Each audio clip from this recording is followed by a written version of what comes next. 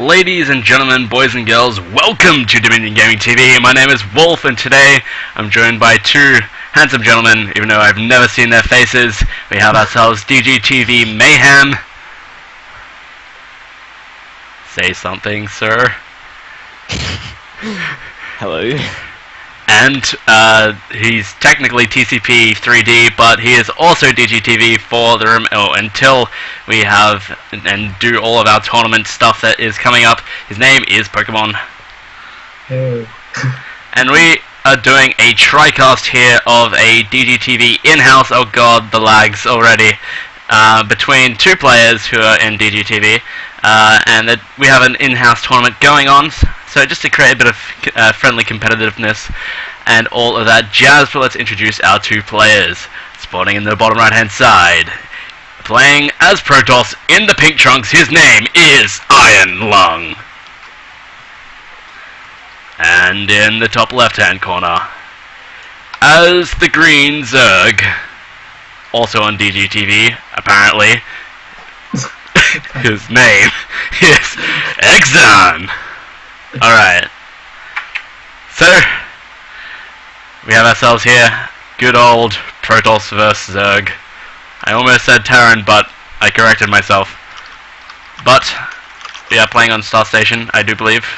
New Star Station, which is kind of awesome. I really do enjoy this map. What are your thoughts on this map, Mr. Pokemon? Small man. I think it's bad map for Zerg, man. Why do you say that? Because it's really hard to take a third and defend it. There's so many entrances to your base. So if he takes the one in the south of his main, there's the left hand side, the huge ramp down the bottom, and then the right hand side, and then if his hatch gets snapped, it's horrible. Fair enough. So, Mayhem, from watching these guys play, what are your thoughts and opinions on how this matchup will go? You've obviously played against these guys numerous times, and hell, you've even played ZVP versus IronLung, so what do you expect to come out of IronLung? And, yeah, just what are your thoughts on this matchup and how it's going to go? Well, I think IronLung will go into like 3 base really early, and he'll obviously, I don't know, get a mothership core really quickly. And Exan, he'll probably go swarm host, but I'm not certain on that. Fair enough. So, Pokemon, what do you feel that both of these players should be striving for? What's the current meta that all these pro players are doing? So what are some possibilities coming up from both the Zerg and the Protoss in this game? To be honest, I have no idea what the meta is, because I don't play Protoss and Zerg. But from what I've seen, whoa, 3 hatch. Anyway,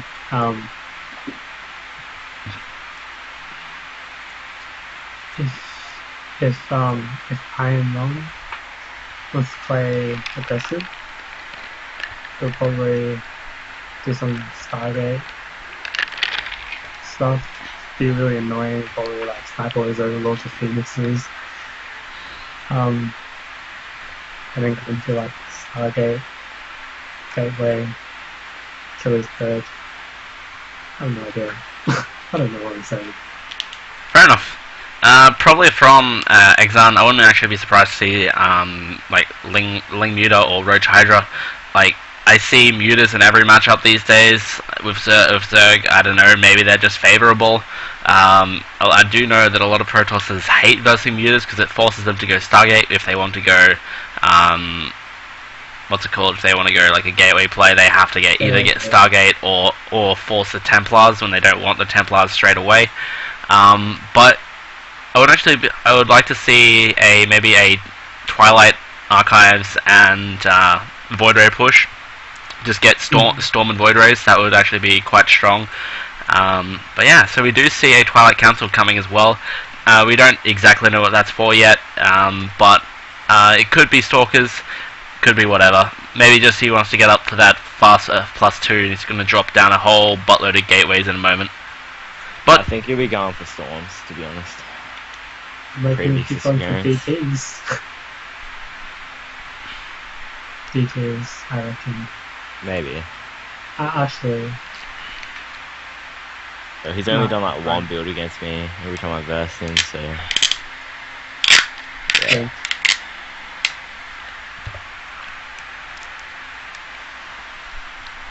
we have a look at the units tab. Zerg slightly ahead with 43 on the 3 bases here, and versing his opponent who is on 41 probes on the 2 bases. Currently, Exan is on the 3 bases, only now just starting to saturate that base, getting all of the drones heading over there, just to make sure that they can mine and do all that awesome stuff with the minerals, which gets you more mutas. Now, a spore on each mineral line is going to be just for a precaution against oracles, because oh my god, oracles are a bitch and a half to deal with. So, Okay. we also see a Roach Warren as well coming out of Exan, so probably looking to go for the Roach Hydra play, get in some Vipers maybe, and just go down that path. Hell Swarm Host are even a possibility. But just for the mid game, it's going to be going into the Roach kind of way of things. So, a whole bunch of gateways being coming down right now. Blink is about to complete, and there are some Zealots here. Probably just going to be pushing out to take the base, and then maybe do a little bit of aggression in a moment. But for the time being, just going to be using that to secure his third. +2 I'm just attack. waiting to see all the proxy pylons. He had like 20 against me. I did, not even joking. I couldn't move. Otherwise there'd be Zealots just running into my third. Or natural was impossible. I was so lucky in the game before. But wow, we do see 10 Hydras though, and Hydras are just absolutely rape gateway armies. So this could actually be very bad for IronLung. But then again, there's no creep here, and these Hydras are going to be very slow for the time being. Templar Archives is on the way for Storms that will help out against the Hydras, but he can just easily get a large number of Roaches and just overwhelm him with like just a Roach Hydra force, and that's just Setting up a nice flank. really good concave potential here if he just spreads. Concave. He needs to be careful though. He doesn't want to ball up with some Storms going to be potentially on the way. And he could actually get a massive flank here, cut off all these units, force them to go round out to the left, which is exactly what's going to happen. Yes, Mothership Core could get taken out. Hydras are going to be focusing it down, but no, Hydras need to actually start hitting things. Some good force fields trapping out a few of the Hydras, but the Hydras do have good range and are going to be able to do quite a bit of damage. They're just going to continue to come around, and the Hydras are just doing so much damage, trying to blink away. Mothership Core is dead. There will be no recall. These Stalkers have to retreat right now or blink away. Either way, this attack has been quelled, but no, the Hydras are going over towards the natural to try and deal with the Zealots that are coming in, but the Stalker's just going to come back in for some more party time with these Hydras. And Zealot's just still coming through here. He needs to try and keep his Queen alive. These Hydras alive. Going to send over some units to try and deal with it. Yes, no, maybe. Zealots are going to be able to kill the Queen, kill some drones, and the Hydra at the same time. So he really has to, these Zealots have been very cost efficient. A Mentor Zealot, a Disciple Zealot, and hell, another Mentor Zealot. So these things have been very cost efficient and just wreaking so much havoc into the Exan's economy right now. I think Exan should, I don't know, he should go out and find all the proxy pylons, because they're gonna cause him a lot of trouble, especially this one. Oh yes. Fourth base has been scouted here by IronLung, but this is actually a very solid push. Some Storms will be available, and since he's very far off creep, like literally no creep has been spread here from Exan, his reinforcements will be delayed. And this the Zealots here are just going to be warped in, and no cancel on the 4th base. That's 300 minerals he has lost. Actually, sorry, it is 350. Yep, because of the drone. Hydra's going to come in here. Sorry, but they're all clumped up. These storms could potentially be very scary. Here they come. No, not just yet. This could an aggressive blink. I would like to see one of those, but no, none of that is going to be happening. +3 attack is on the way. No sign of a second forge just yet. I don't think he'll actually end up getting that because his +3 attack is almost completed. Whereas Exan is only on +1 attack right now. And so in any engagement, IronLung is going to be so cost efficient. Oh, he's fighting so much. 4th base is going down now here for IronLung. He needs to be checked and get a macro hatch. Oh god, that's a lot of Hydras though. Hydra's potentially going to be able to come in here and snipe all of these High Templar. If he just goes in right now, there'll be nothing there to take him out. But no, he's actually going to opt to go back, splitting up his Hydras to try and take him out. But again, these storms are going to potentially be very scary. In comes in some good storms actually. He's not going to be able to really engage this. He's going to need something else to snipe these Templar. Otherwise, he's just going to get absolutely obliterated with just this pure Hydra force. And now +3 attacks is 2/3 done. Oh god, the potential storms are just going to be huge. A good engagement though is going to be able to cause a lot of these Stalkers to go down. Mothership Core does get taken out, but storms! Massive storms though, he needs to be very careful. But he's able to continue pushing, but again, another 6 storm. 6 storms all over the army. He is forcing Exan to fall back here, and is only 10 supply behind right now, IronLung, and he's just going to be able to keep on reinforcing. I really am loving his style right now. Enduring Locust is on the way, so Swarm Host is going to be his game. That would actually be a sick move right now. And it's going to be going back into this corner here with Zealots at the front. Storms killing everything and an Archon. Right now, IronLung is looking to control this game to the end. Storms okay. Knowing IronLung right now, he's going to start the Colossus production. Oh, so Storm and Colossus against Hydras is like extremely OP. but we do see the 9 Swarm Host coming out right now. Unless, if he just like builds exclusively Swarm Host for the next 1 minute, probably, then he could actually really overwhelm his opponent, because he just won't have the production for Colossus. He's only got the 1 Robo facility, and he's just not going to be able to get enough Colossus to be able to deal with it, unless he wants to waste energy on storms on the Locust. And so, I don't know, these Swarm Hosts, but now that it's actually been spotted, he's just probably going to drop another Robo. I wouldn't even be surprised if he just drops 2 Robo Bays right now, facilities right now, to get just triple Colossus, because that's all that he needs to try and phase off these Swarm Hosts for the time being. 4th base has been taken now, but hey, Proxy Pylons and Zealots, they do go and coincide with each other, but this 4th base is not long for this world.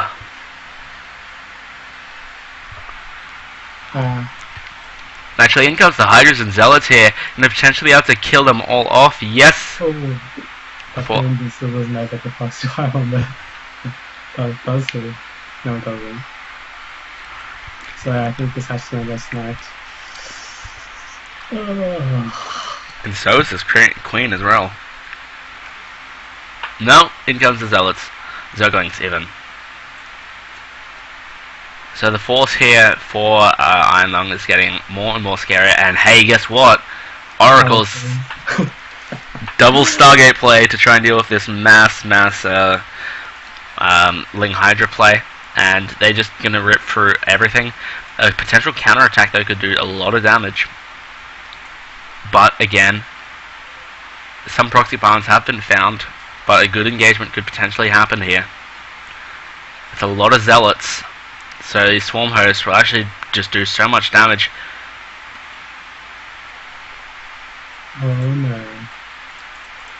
Oh god, the lone Swarm Host. No! No! He just gets obliterated by the Archon. Power overwhelming indeed. This Archon just did so much damage. But the problem is he has no detection. He can't actually engage this directly. That's the thing with Swarm Host. He needs to be able to engage it in a different way. I do like the fact that he is still has some Hydras with this, but that is a lot of Swarm Hosts. If these Swarm Hosts just like siege up one of these locations, he could just kill everything. But currently, not being aggressive with these could actually cost him the time that he needs to be able to try and deal with this. And now that the Warp Prism is on the way, then I just see IronLung is just going to be, once he loses some supply pushing in, he's just going to remax at his opponent's base. But in comes the Swarm Host, and just so many Locusts going down, but Storms on everything. Observer there, and everything is just going to die before even the second wave comes out, and it's just so much damage. But he doesn't realize that there are still 4 Swarm Hosts over to the right, but he will see them pop in a moment. Now a whole bunch of units being warped in, Stalkers from this bottom left hand side pylon right now, so he's just going to be able to push in and take out some bases here. He just has these High Templar at the front to storm where these Swarm Hosts are. He actually lost one of these full energy High Templar, and some good storms going directly down on top of the Swarm Host, forcing them to back away, continuing to chase him with the storms, and he could potentially just do it again and again and again. In comes Mutas as well, Roaches. He's trying to do whatever he can to try and take this out, and now the Locusts are about to swarm and spawn again, but GG is going to be called, and Exan is going to lose this game, and IronLung is going to take game number 1 in this best of 3 series. So guys, post-game analysis before I close out the video. In my opinion, you should have created very more connected his bases, so it'll be easier to defend. Yeah. Fair enough. Definitely needed the creep spread to even have a chance in that game, in my opinion. Alright.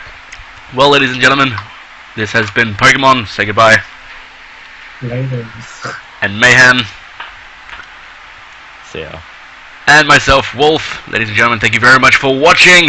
I'll see you guys next time.